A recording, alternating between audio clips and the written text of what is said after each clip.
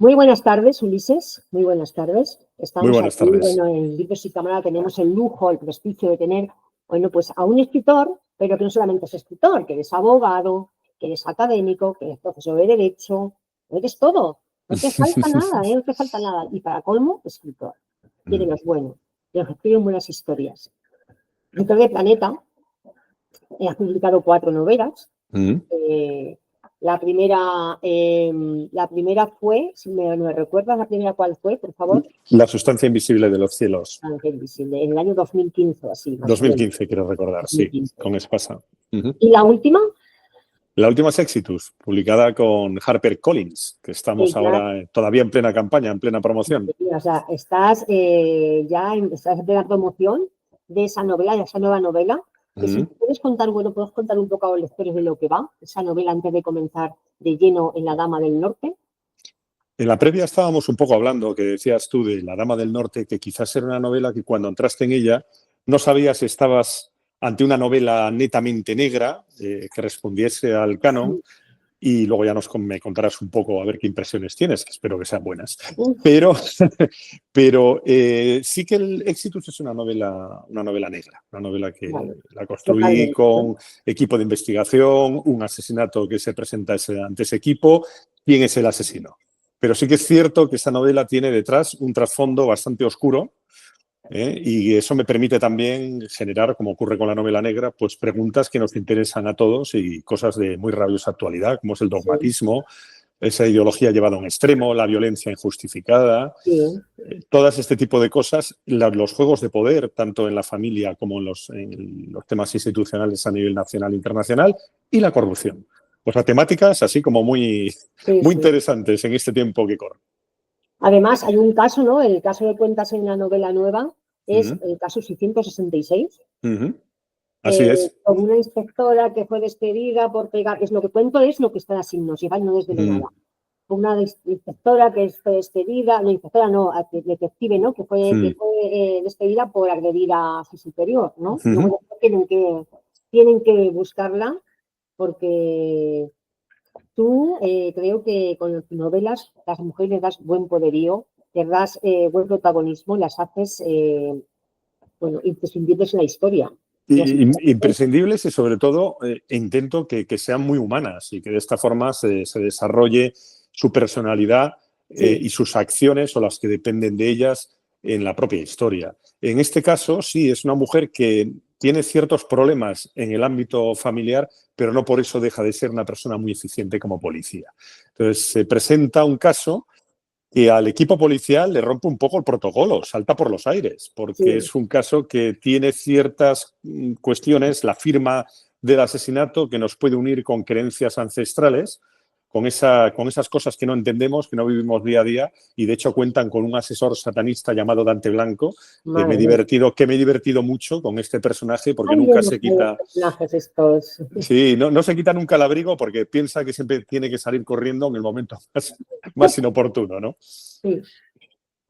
Y esto es un poco lo que te puedo contar. O sea, es una novela que sí, que para mí es importante cómo conectar este tema, ¿no? Del siniestro, lo misterioso, lo monstruoso con la novela policial. Me parecía que era un toque interesante. Haciendo dar un giro, ¿no? Un giro a tu carrera, ¿no?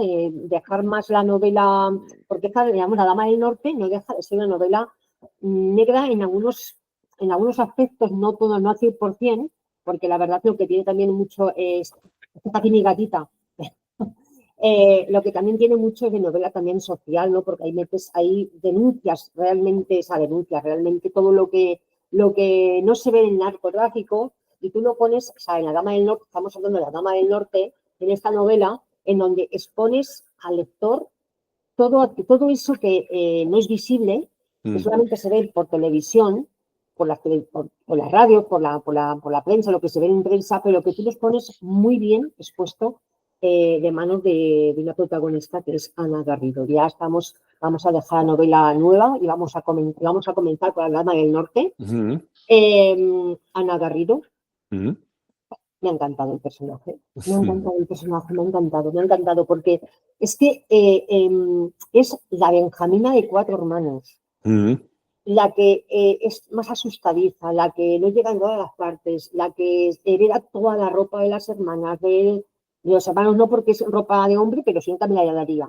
La que sufre cuando su padre se va a la mina. Es una chica que desde muy temprana edad, viviendo en un pueblo de Asturias, pues está sufriendo por su padre, por sus hermanos, por sus hermanas, por que no tiene trabajo, porque se aburre, por todo. Entonces, aquí está la cuestión. Tú, por ejemplo, como abogado, ¿te ayuda algo en los casos que describes? Es decir, ¿te ayuda el ser abogado a escribir o describir una buena novela como La Dama del Norte? Pues debo tener mucho cuidado, ¿sabes? Porque mi voz literaria no quiero que en ningún caso sea atrapada o colonizada por la voz como abogado, porque realmente los abogados escribimos cosas que no le importan a mucha gente, salvo a las partes y que no entendemos. Entonces, procuro siempre mantener una distancia de esgrima, una distancia prudente con esa parte de abogado. Pero es cierto que esa experiencia que tengo yo en esta profesión ayuda y ayuda mucho para construir un universo que es conocido, que es el policial o el judicial, pero sobre todo para evidenciar sus fallas, sus grietas o sus contradicciones, ¿no? Entonces, esto, claro, aparte hay una cosa importante en esta novela, decías, no es una novela negra, es que realmente, a diferencia de Exitus, que sí lo es más, ambas están inspiradas, una en la realidad que vivimos, que es Exitus, pero esta está inspirada en la vida de una narcotraficante que existió en realidad. Además, es un caso real, ¿no? Es un caso real, fueron conversaciones. Mucho, o sea, claro, mucho. Fueron 2 años de conversación con esta mujer. Ana Garrido me prestó su nombre para ficcionar esta historia. Es decir, su nombre es real. Ana Garrido es su nombre. Es su nombre real, sí. Ella me prestó el nombre para poder, a raíz de su experiencia vital y de todo lo que le ocurrió, porque ella recibió la condena más severa por narcotráfico que se ha puesto nunca, que yo recuerde, 30 años de cárcel por la Audiencia Nacional, porque era el mayor alijo jamás incautado en el mundo en aquel momento, después de uno en Estados Unidos, creo que en la costa de San Francisco, que son palabras mayores, un alijo en Estados Unidos. Hablamos de muchas toneladas de cocaína. Entonces, yo cuando la conocí, en primer lugar me sentía un poco atado, porque yo no cuento una crónica, yo no cuento una biografía. Hago una novela, me presta su vida para ficcionar, pero sí que es cierto que su vida es tan tremenda que es que no he tenido que inventar mucho. He tenido que narrar y ordenar, porque cualquier vida, por muy interesante que sea, si las pones ante los demás, tienes que hacerlo de otra manera, ¿no? Claro, sí. Pero es que es reconocible prácticamente en todos los pasajes que hay en el libro, ¿no? Además, narras de cómo con 16 años se enfrenta, bueno, pues que se va de su pueblo natal, se va a trabajar a unos grandes almacenes, severías catalanas. Catalanas, sí, en Lleida. Entonces, ella ahí aprende más o menos, comienza lo que es el oteo, como suele decirse, ¿no? De por qué hay cosas que están fuera de lugar, que no, las cosas no concuerdan, ¿no? Y esa lógica la aplica a su trabajo como narco. Es una mujer muy observadora. Del tiempo que yo estuve con ella, te das cuenta, es una persona que enseguida se fija en los detalles, si hay una cosa que no le cuadra te la cuenta. La policía, incluso, algunos miembros con los que pude hablar que participaron en un operativo policial que tenía que ver con la persecución de ella y su organización, me comentaban que era una mujer muy, muy, muy lista innatamente. ¿Sabes? Estas personas que son capaces de dedicarse a cualquier cosa y que han nacido con un talento. Hace bien, ¿no? Claro, y hacer un talento innato para ganar dinero. Quizás eligió una fábrica o una industria criminal un poquito equivocada, podría haberse dedicado. Y en esto está presente, en ese primer trabajo que tiene cuando tenía muy pocos años, debía tener 13, 14 años, entra en Sederías Catalanas, que eran unos almacenes reales que había en Lleida. Y ahí empieza a trabajar. Sí. Y ella empieza a trabajar allí y de las conversaciones que yo tengo con ella, veo que no le importa tanto lo que es atender a la señora que viene con su niño para que le enseñen un pantalón corto, Ella siempre miraba hacia el almacén. y lo que le interesaba era saber cómo se organizaban los pedidos, lo que entraba, lo que salía. Y es como tú bien dices, sin desvelar mucho, como va descubriendo ciertas cosas que no cuadran.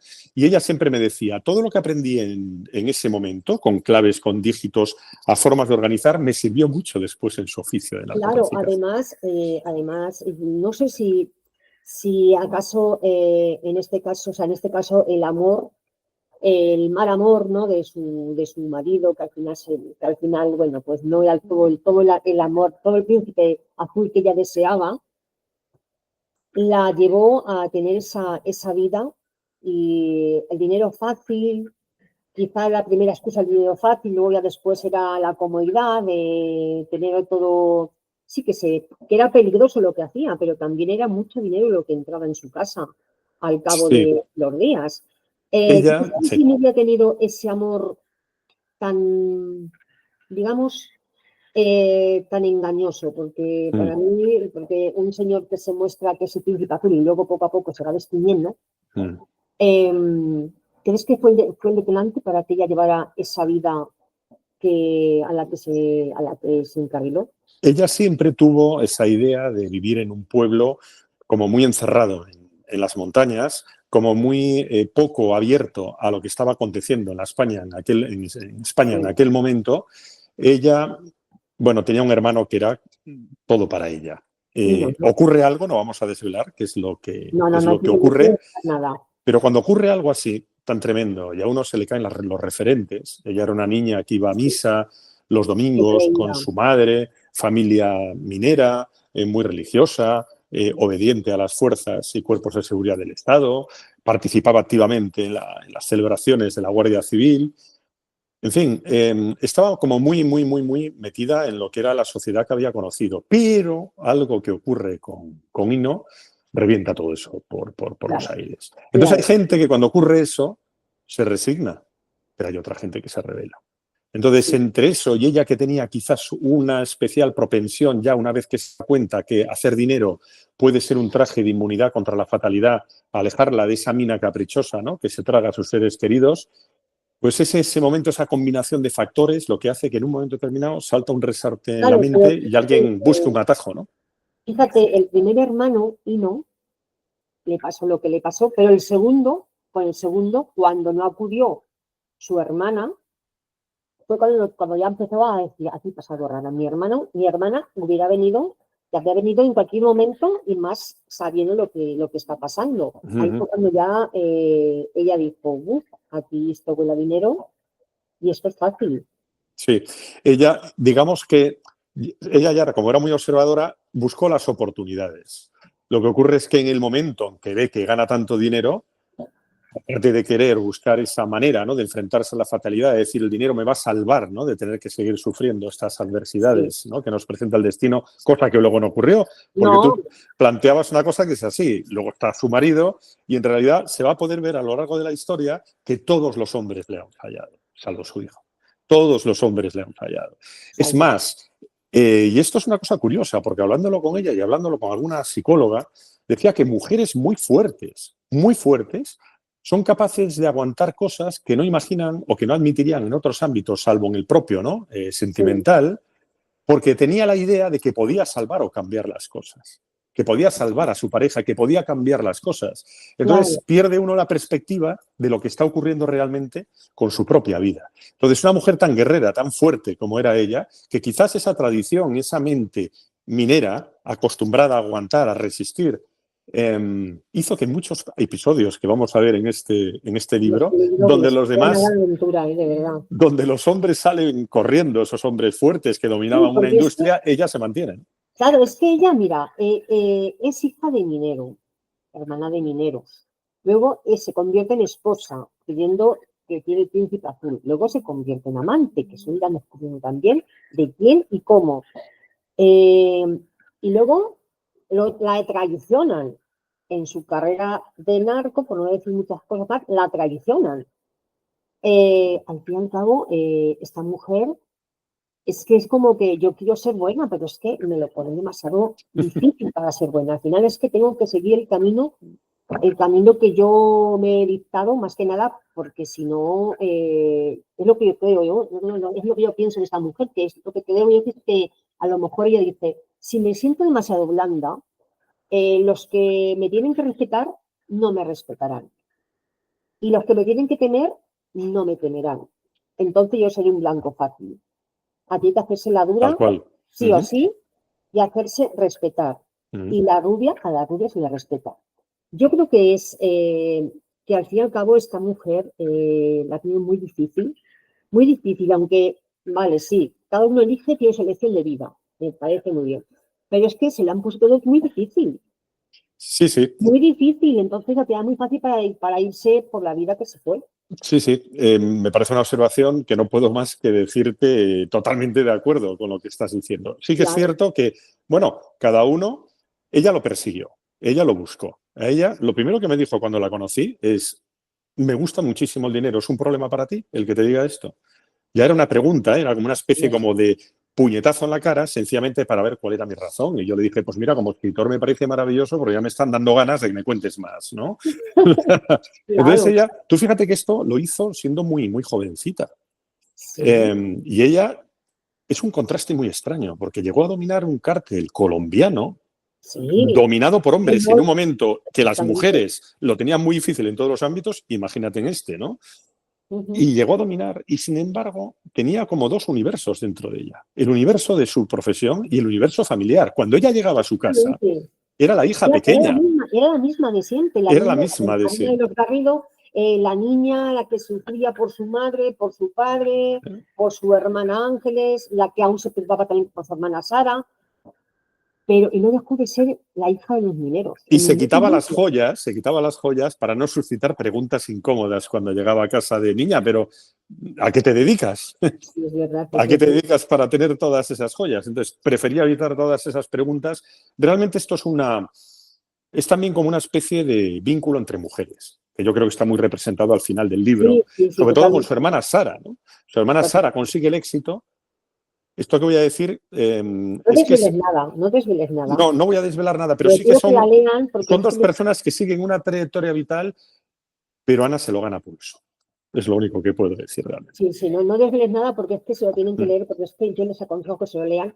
La Dama del Norte, de verdad, desde aquí, desde el libro Su Cámara, aconsejo que se lean todos los libros a los invitados que tenemos en el honor de tener, pero es que La Dama del Norte ha sido el libro que me ha causado furor, porque lo iba leyendo y no podía dejar de leer, o sea, es decir, no puede seguir, tengo que continuar, tengo que continuar. Puedo decirte, me lo leí, no sé, fue una semana así, porque claro, también trabajo, también tengo que leer otras cosas, pero me lo leí, bueno, tremendo, tremendo. Así que yo a nuestros seguidores les aconsejo que lean La Dama del Norte y también la nueva novela de Ulises, que es Éxitus, ¿no? Éxitos. Pero luego también tiene un sobretítulo, ¿no? Que luego también tiene también un subtítulo, ¿no? Sí, la muerte nunca es el final, pero fíjate que tú, además, por tu profesión, el nombre es una declaración de intenciones, porque exitus es el término médico que determina el momento de la transición de la vida a la muerte, el último aliento. Ahí lo Exacto. dejamos. Ahí lo dejamos, hay que descubrir.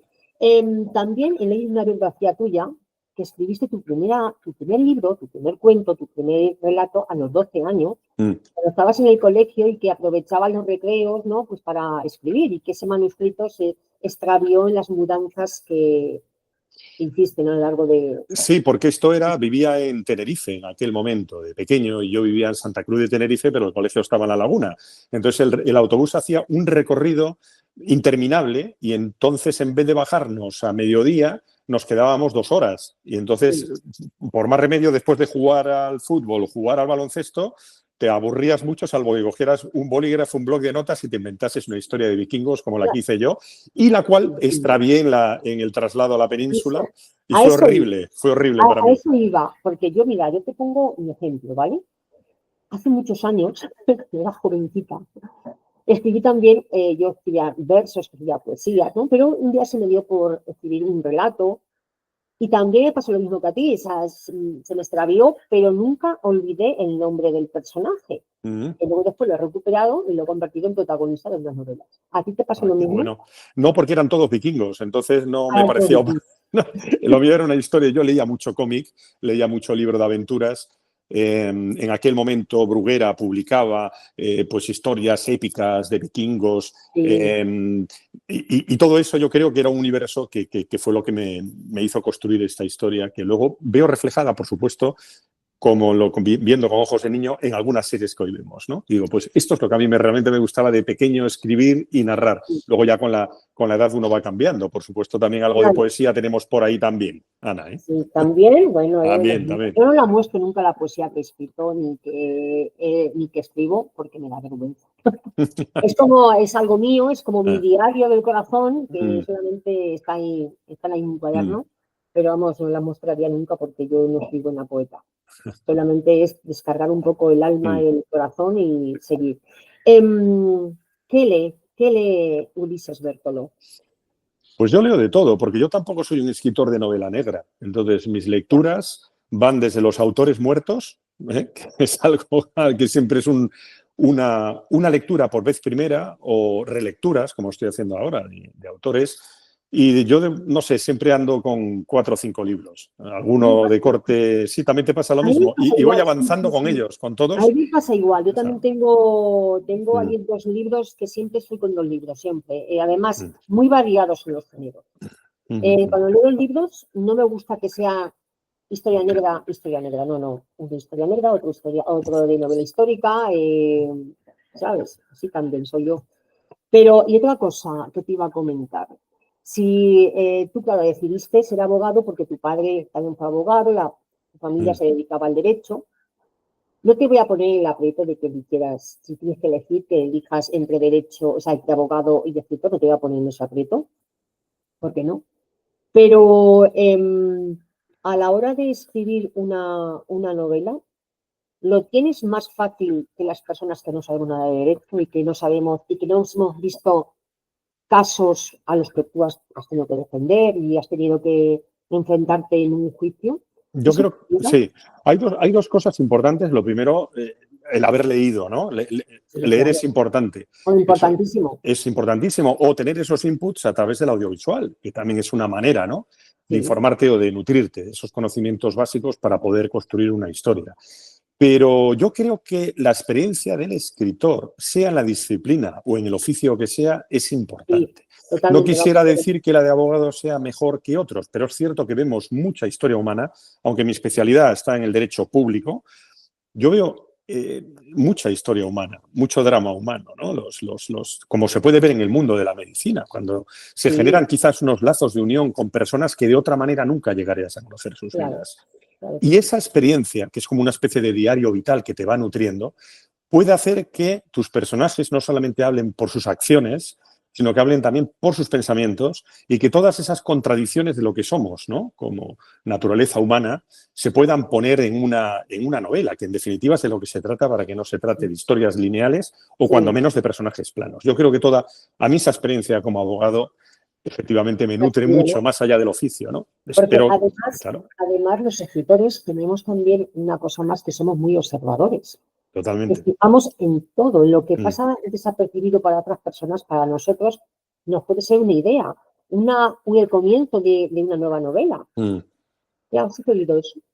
¿Te ha sucedido que está en un juicio, en una reunión con un cliente y que surja una idea para una nueva novela, aparte de La Dama del Norte? Continuamente. Así de contundente y determinante te lo digo. Continuamente. Continuamente. Te pasará también a ti, nos pasa a todos.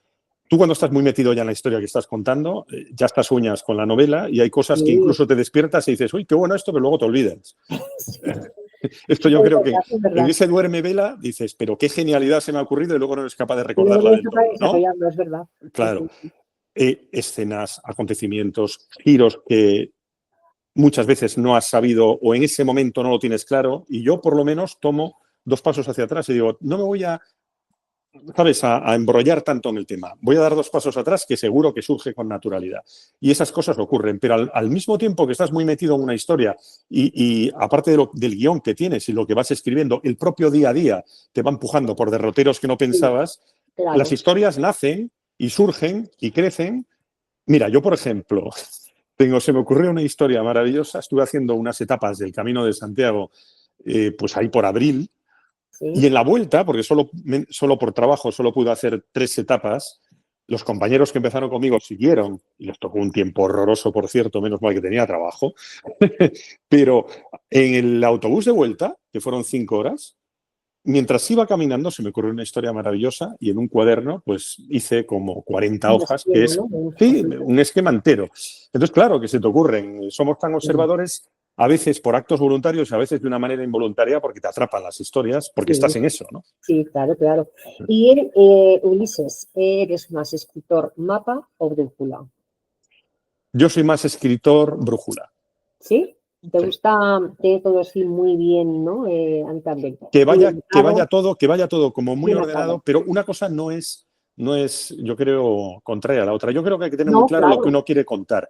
Pero yo no soy, a mí, por ejemplo, me aburriría soberanamente escribir una novela donde no tenga una capacidad de improvisación al tiempo que la historia va creciendo, porque entonces significaría que la historia no está viva, sino que tú la construyes a tu imagen y semejanza, ¿no? Claro, es lo bueno, ¿no? De que cada capítulo te sorprenda. Aunque tú sepas cómo quieres que comience el Mm. nudo y el desenlace, es cierto que tienes que tener también, vamos a ver, yo creo que somos mitad y mitad, brújula Mm. y mitad mapa, También lo creo, también lo creo. porque yo creo que a la vez que vamos escribiendo las novelas, los personajes es como que toman ellos la fuerza y la voz, lo que quieren decir y que ya ellos como que hablan y que te dictan por dónde quieren, vamos, el siguiente capítulo. Entonces, a mí eso también me sorprende, también me sorprende mucho y también me gusta mucho, ¿no? De que los personajes no sean todo, que sepamos lo que va a suceder en cada capítulo, porque si no también te ha aburrido también, ¿no? Que tengan factor sorpresa. Yo creo que es maravilloso de vez en cuando tirar el mapa y decir Que sí, que sí, por que allí. sí, que sí, que sí, que yo también estoy de acuerdo Mm. contigo. Em, si tuvieras que leer una novela que te haya impactado y digamos, si quisieras releerla, ¿de qué autor sería y qué novela sería? Pues te diría, de hecho, estoy releyendo a Dostoyevsky, Los hermanos Karamazov, o Crimen y Castigo. Crimen y Castigo. Cualquiera de esas dos, son novelas que son tan actuales Sí, que, bueno, ha que cambiado mucho la forma de contar las cosas. sí, pero en cuanto al contenido, lo que cuentan, Sí, yo creo que no hemos evolucionado tanto. Yo creo que el tiempo es cíclico. Sí que es cierto lo que dices, tienes toda la razón.